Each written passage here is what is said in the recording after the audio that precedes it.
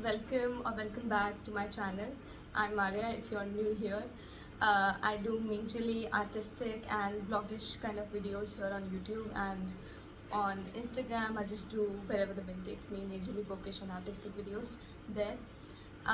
But I haven't trying to get to do a very specific bookish video here on YouTube for a while now, and I've been just searching for ideas, and I just got the idea from some of the creators that I've loved. So this video is kind of inspired by them. But today I'm going to discuss the 7 books that just defines my taste as a reader. Majorly books on this list are inspired by the topic of love, because I just love the idea of love. I am a big hopeless romantic. So majorly the books that I like to read are on the topic of love.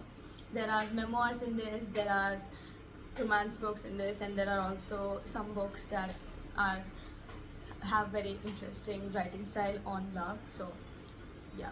So the first book that I want to talk about is, I have talked about this book quite a lot of times on my Instagram. I have done posts about this book. This book is called The Lover's Dictionary by David Levithan. This book was very interesting. I have no thoughts when I picked it up. I had no expectations for this book. I just found the title very intriguing. This book is constructed as a dictionary. Like, this is not like a story. In this book, David took like parts of his relationship and like timelines of his relationship and constructed them in a form of a dictionary, which I found that very interesting. Um, there are like he took certain words and then um, kind of related them to certain part of his relationship, of his love life, and I found that personally very interesting. Although this book took me so much time to read, I just loved every second of it. I was just so satisfied when I completed this book, and till this day, even when I'm not able to read anything, I just go and pick this book up because I just love this book so much. The next book is The Best Thing by Marianne Zapata. I wanted to include a Marianne Zapata book in this video, but I didn't know what book I wanted to include in this. But when I was just looking through her list of books, I found that The Best Thing is the book that kind of describes my taste as a reader. This book starts with so this book is very realistic in a matter of real life, because mostly I've seen that with romance books, generally they have very unrealistic type of things. I just don't like those in romance books now. I used to like those, but now I feel like I like more realistic aspects to books. So this book is very, I can say every Marianne Zapata book is very realistic in terms of storyline and the characters. The characters are, and the way she describes the characters in her books is like, you get very emotionally attached to them, and there is a very emotional depth to the characters. And this is, I guess, the only kind of book that can make you cry in the epilogue of book, because the epilogue is very sad. Though, sorry, that is a spoiler. Next book is also this is one of my favorite books. I've talked about it a lot on Instagram. I mean, it's kind of a problem because I have been talking about this book for so long and I've not been able to move on from this book. It's been almost 2 years since I've read this book. The book is called The Right Move by Liz Tomford. This book quite literally explains what I want in a relationship. This book has the quiet kind of love, because I personally think I don't like loud declaration of love. I just think the quiet kind of love is more like my kind of style. I know some people like the loud kind of love. I just am not the kind of person.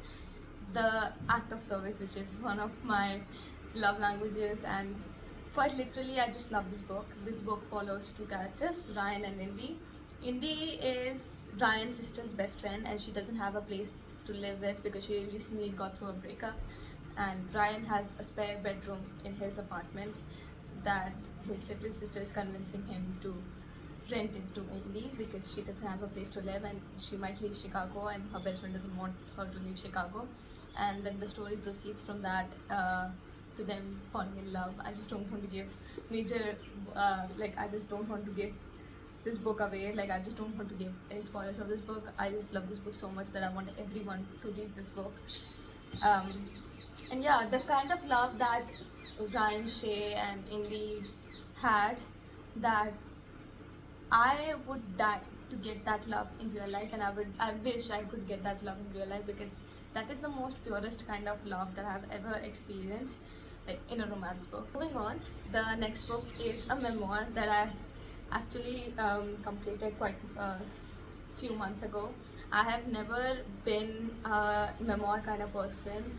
I've always gravitated towards romance books and fiction.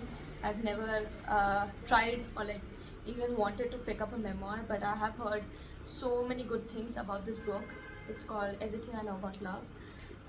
It's a memoir by Dolly Alderton. She talks about, I guess this book is from her teenage self till she's 30.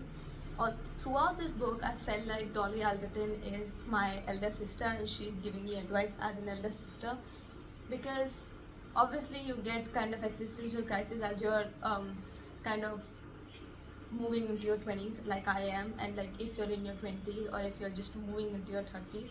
This book deals with all the certain parts of your life when you feel like you haven't you are missing out on things, or like your friend is doing that and you don't have those kind of things in your life. And I guess this book perfectly encapsulated that. You can see how much I love this book, with how much I've annotated this book. I have talked about this book a lot on my Instagram. If I can talk about this book for hours, because it's so good. I just loved how this book made me feel. I would recommend this book to every female or every woman in like so slowly like going into their 20s, or they are in their 20s or like mid 20s, or they are certainly in their late 20s and they are entering their 30s. And I would just recommend it to all of them, because I found this book that much relatable, even though I'm not in my 20s yet, but I just found that book very interesting. Next, I want to talk about a recent book that I've read. I just cannot stop thinking about this book, how this book made me feel. Although it's not like, I would not say it's majorly a romance book, but it deals with love, with loss, with just women in a society where people just hate you for being a woman. Sorry, I need a tea break. Okay. The book that I'm talking about is Lessons in Chemistry by Bonnie Garmus. I have recently listened to the audiobook of this, and I can say that I am in love with this book. This book is about a chemist called Elizabeth Zott. She was a chemist, and then she started to star in a cooking show, and this book proceeds from that. I just think I cannot give you much more about this book, because that is all that it says in the synopsis of this book. But this book has so much depth. This book made me feel so much emotion, and it made me cry at times, but I don't know, I just never read a book like this. And I often gravitate towards books with women in STEM. I just don't know, I used to be a science student and I used to be a woman in STEM, so that is why I kind of relate to the characters a lot, and just love characters in STEM. So that is why I have loved Bonnie Garmus, this book a lot. And I have also loved books by Ali Hazelwood, because she also majorly writes about women in STEM. And I feel like this book, every woman should read this book. Although this book will bore you at times, because you feel like, I just don't want to finish this book. But trust me, go to the end and complete this book. This book is amazing, and I've loved this book so much. Next is also a memoir, but unlike Everything I Know About Love, this book felt like I was talking to a best friend. This book is called Conversations on Love by Natasha Lunn. Did I say that right? Conversation of Love by Natasha Lunn. This book is also, I found this book on a search because I wanted books that could make me feel like Everything I Know About Love made me feel. This book is slightly different from that because obviously Natasha Nunn interviews people on the basis of love and on the basis of relationship, and I was just listening to the audiobook of this book, and it felt like I was talking to my best friend on a call because that book is so good. This book is also like, if you're a hopeless romantic like me, or like if you just love books with like just memoirs and on love, this book is the one you should read. And if you, even if you loved Everything I Know About Love, I believe you can actually love this book because this book is kind of similar. The last book that I want to talk about is Swear on This Life by Renee Carlino.